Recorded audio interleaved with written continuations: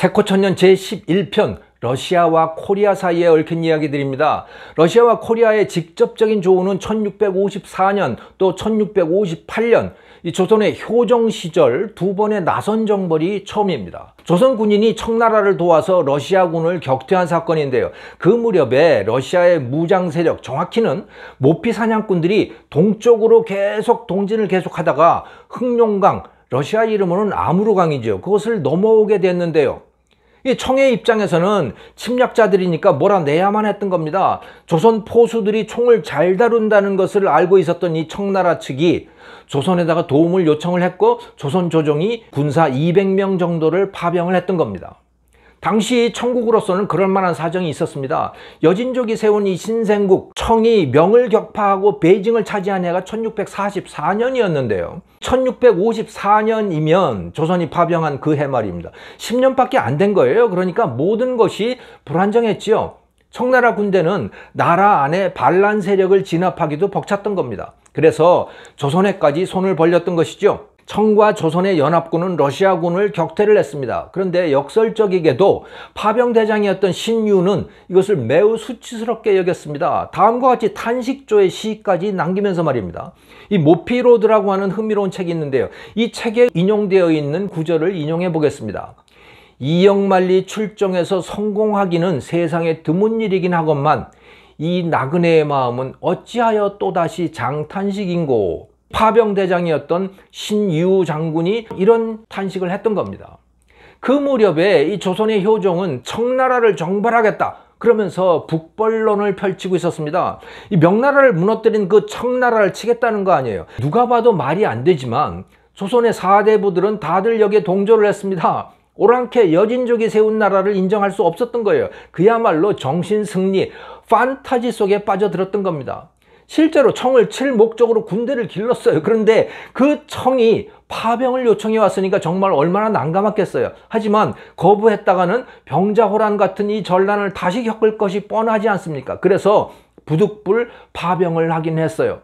그런데 이 중화만을 섬기는 조선의 사대부들로서는 이 수치스러운 일이 아닐 수 없던 거죠.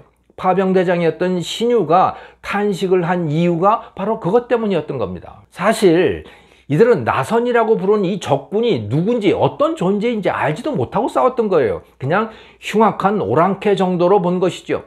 어쨌든 간에 그 나선 정벌이 끝난 이후에 실제 북벌, 청을 상대로 한 공격은 이루어지지 않았습니다. 뭐 당연한 것이죠. 원래 말이 안 되는 것이었으니까 말입니다. 근데 그 북벌로는 슬그머니 모습을 감췄지만 또 다른 판타지가 등장을 합니다. 조선의 사대부들이 거기로 빠져들었던 거죠. 1704년부터 창덕궁 안에다가 대보단이라고 하는 것을 만들어 놓고 망한 명나라의 황제들에게 제사를 지낸 겁니다. 그러면서 자기들이 조선이 중화의 계승자다, 소중화다, 뭐 이런 판타지 속으로 빠져들게 됩니다. 청나라 몰래 했던 제사, 그것은 고종 때까지 200년을 이어갑니다. 유리민한 존재들이 다 그랬다고 보시면 되겠죠. 어쨌든 이 나선 정벌이 있고 30년 후인 1689년 청과 러시아는 네르친스크 조약을 체결을 합니다. 러시아인이 함부로 흑룡강을 넘어오지 않는다. 그러나 청하고 러시아의 무역은 허용한다. 이런 내용이었습니다. 그 후에 한동안 러시아는 청과 충돌하지 않습니다. 러시아가 동아시아에서 원했던 것은 돈 버는 것 뿐이었어요. 자, 여기서 러시아의 시베리아 진출 역사를 살펴보겠습니다. 이 시베리아 진출의 시작은 1582년 이반 4세 때부터입니다. 이 러시아는 원래 볼가강 유역만을 영토로 가졌던 뭐 그렇게 크지 않은 나라였어요. 우랄 산맥 동쪽의 이 시베리아는 그들 땅이 아니었던 겁니다. 이 러시아인들은 우랄 산맥을 넘어 땅에는 괴물들이 산다고 믿었던 거예요. 근데 이 땅에는 원래 유목민들 또 이 숲속의 사람들이 시족 단위로 그냥 뜨문뜨문 살고 있었던 그런 땅입니다. 이거는 나라라고 하는 것도 존재하지 않았던 땅인 거죠. 그런데 이반 4세가 이 코사크라고 하는 이 범죄자 무리들에게 우랄 산맥을 넘어가서 그 땅으로 가라 라고 명령을 했던 이유는 유럽에서의 모피 수요가 엄청나게 증가했기 때문이었던 겁니다. 1500년 무렵에 지구에는 온난한 기후가 끝나고 차가운 날씨가 찾아왔습니다. 모피 수요가 급증을 했던 거죠. 그 때문에 가격도 당연히 올랐습니다. 비버라든가 여우 사냥은 큰 돈벌이가 되었어요. 그러다 보니까 이 사람 사는 곳 가까운 곳에는 이 동물들이 다 멸종을 해버렸습니다. 다 잡아가지고. 이반 4세는 이런 동물을 잡아오라, 그래서 원정대를 미지의 세계로 보냈던 겁니다. 하지만 우랄 산맥을 넘어선 동쪽은 어떤 괴물이 살고 있을지 알 수 없던 땅, 바로 그게 시베리아였던 겁니다. 그래서 정규군이 아니라 범죄자들, 사회 부적응자들을 보냈던 거예요. 그 집단이 코사크라고 불렸던 겁니다. 그리고 2년 동안 거기 가서 살아 돌아오면 죄를 사면해 주겠다, 이 범죄자들한테 말이죠. 그리고 가져온 모피 가치의 일정 비율을 보상으로 주겠다, 이렇게 약속을 했습니다. 코사크들은 사면을 받기 위해서, 또 돈을 벌기 위해서 목숨을 걸고 우랄 산맥을 넘어갔던 겁니다. 그들이 가져온 모피는 러시아 왕실에 엄청난 부를 가져다 주었습니다. 이 1640년 통계에 따르면 가죽과 모피가 러시아 전체 수출의 85%에 달하더라고요. GDP에서는 한 4분의 1에서 10분의 1 정도, 뭐 추정치에 따라 다릅니다만, 아무튼 이 러시아 GDP의 엄청난 비중을 차지하는 거예요, 모피라고 하는 것이. 자, 그러니 왕실 재정에서는 더욱더 막대한 비중을 차지하고 있었던 것이죠. 황제들은 그 돈으로 궁전을 만들어서 호화 사치를 누리고 무도회를 열었던 겁니다. 또 군대를 늘리고 전쟁을 벌였죠. 코사크들은 그런데 거침없이 전진을 했어요. 뭐 거기 원주민들밖에 없었으니까요. 그리고 여름에 눈과 얼음이 녹으면 이 시베리아 전역이 수많은 강줄기로 얽혀서 배를 타고 다니면 됐던 거예요. 그야말로 거침없이 전진을 했던 거죠. 1650년경에는 아무르강, 즉 흑룡강까지 이르게 되는 겁니다. 그리고 곧 태평양에까지 닿았죠. 효종 때 조선군 포수들이 나선 정벌이라며 싸웠던 그 적군은 바로 코사크 모피 사냥꾼들이었던 겁니다. 이들은 1733년에 이르러서는 베링 해협을 넘어가지고 알래스카까지 접수를 하게 되는 거죠. 황제는 그 땅들을 러시아 영토로 접수를 시켰던 거예요. 이 과정은 파괴의 연속이었습니다. 담비, 비버, 여우 같은 이 모피용 동물들이 멸종한 것은 말할 것도 없고요. 그 땅에 살던 원주민들도 거의 멸종 상태에 이르게 됩니다. 코사크들은 자신이 직접 사냥을 한 것도 아니에요. 여자와 아이들을 인질로 잡은 후에 모피 안 가져오면 다 죽여버리겠다, 이렇게 위협하는 방식을 썼던 거죠. 실제로 말 안 들으면 그냥 학살을 했습니다. 더욱 치명적이었던 것은 병균이었어요. 천연두 같은 문명세계의 전염병이 퍼졌고 수많은 사람들이 죽어갔습니다. 거의 멸종되었다, 이렇게 보시면 되는 거죠. 이거 익숙한 장면 아닙니까? 아메리카 신대륙에 스페인 군대가 들어가서 일으켰던 현상, 멸종 현상이 러시아가 시베리아 진출하면서도 똑같이 벌어졌던 겁니다. 이런 면에서, 즉 당시에 정복을 통해서 식민지를 늘려갔다는 사실, 이 면에서는 영국, 프랑스, 뭐 이런 서유럽 국가나 러시아나 중국이나 다 비슷합니다.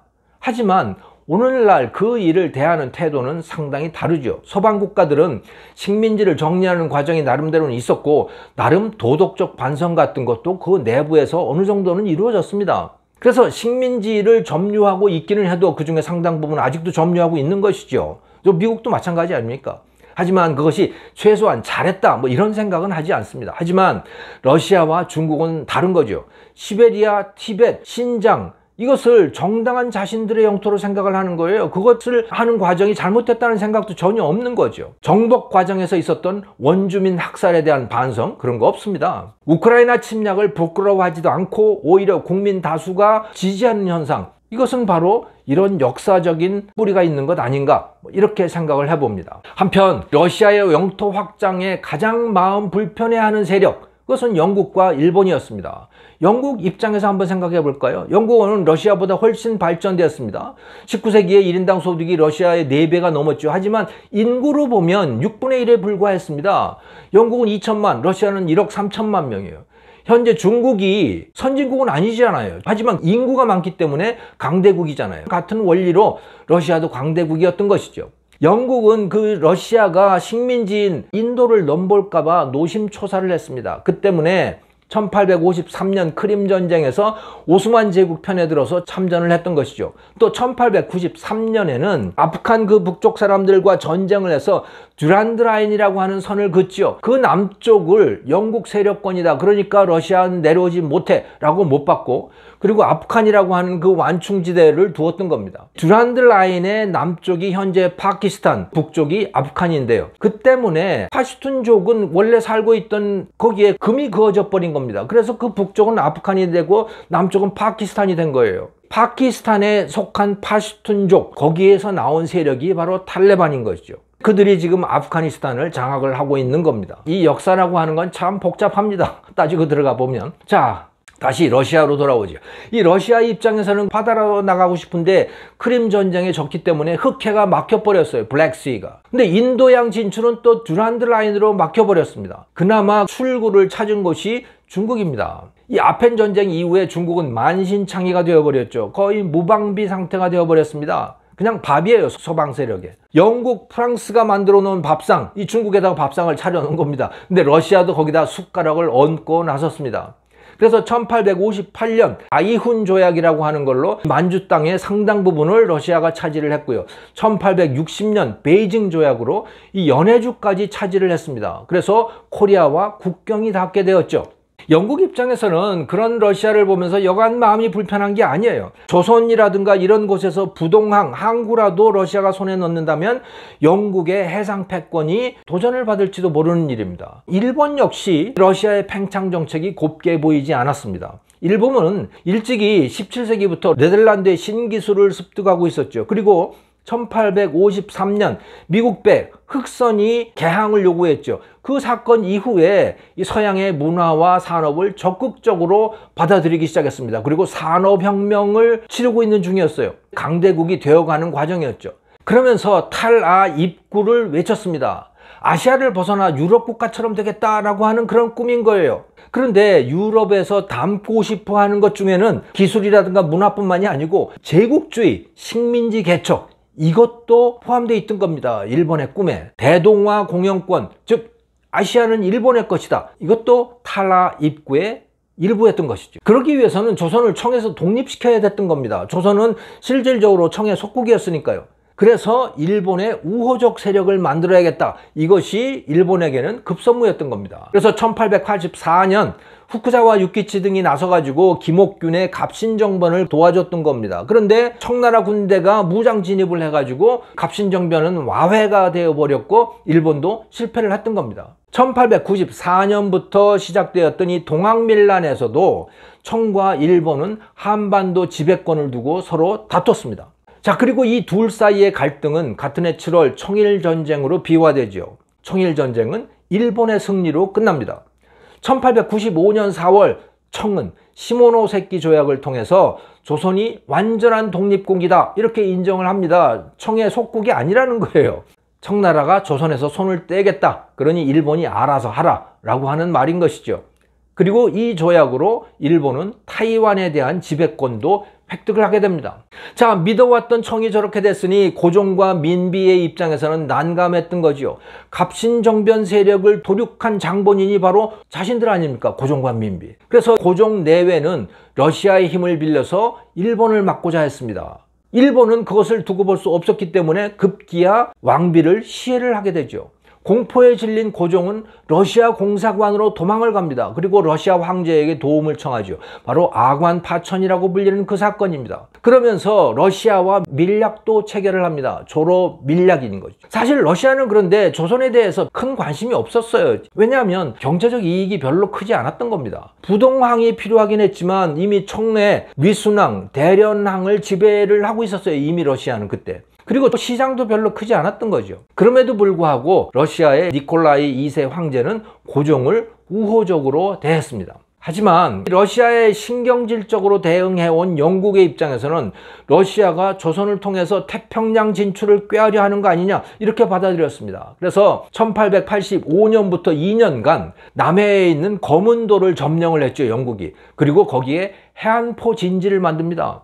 러시아가 태평양으로 내려오면 격침을 시켜버리겠다 라고 하는 경고였던 겁니다. 자, 러시아는 해군으로는 도저히 영국을 당할 수 없을 것 같으니까 거기다가 이 거문도 해안포 진지까지 생겼지 않습니까? 그래서 아시아로 진출하기 위해서는 철도를 놓아야겠다. 시베리아 횡단철도를 완성하기로 결정을 보게 됩니다. 1896년 만주에서 동정철도 부설권이라고 하는 것을 러시아가 청나라로부터 얻어내죠. 이것은 시베리아 횡단철도를 만들기 위한 구체적 행보였습니다. 그러자 일본이 다급해졌어요. 철도가 연결돼서 유럽에 있는 러시아 육군이 만주로 진출을 한다면 일본의 대륙 진출은 좌절이 되는 거죠, 당연히. 러시아의 남하를 저지해야 된다는 점에서 이해가 서로 일치한 영국과 일본은 1902년 영일동맹을 체결을 합니다. 영국이 일본의 군비 증강을 도와주지요. 또 일본이 발행했던 국채를 영국이 인수를 해줍니다. 그리고 1904년 일본군은 여순의 러시아군을 공격을 시작을 하죠. 러일 전쟁이 발발을 하게 된 겁니다. 국력과 전투력으로 보면 일본은 러시아와 비교도 안 됐죠. 당시 일본의 상비군이 20만이었고 러시아는 300만이었어요. 그런데 놀랍게도 일본이 러시아를 이깁니다.